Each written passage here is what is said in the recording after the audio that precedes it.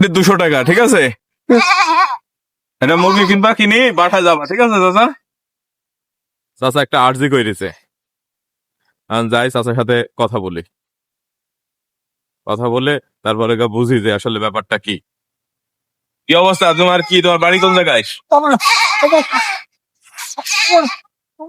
আমি ফকির মানুষ। হ্যাঁ, কিছু আমি একটা মুরগি কিনবো, কিছু দিয়েছেন না।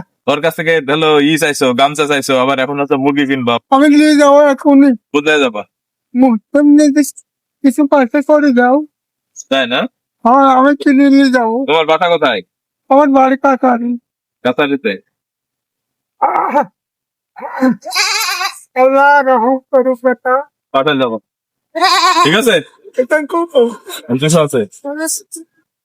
পঞ্চাশ? হ্যাঁ, এটা 50 টাকা না, এটা 200 টাকা, ঠিক আছে?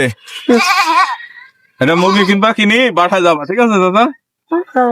এই হলো ব্যাপার। তো আপনারা আবার সমালোচনা করতে পারেন, ভাই দানের ভিডিও কিসের জন্য করেন।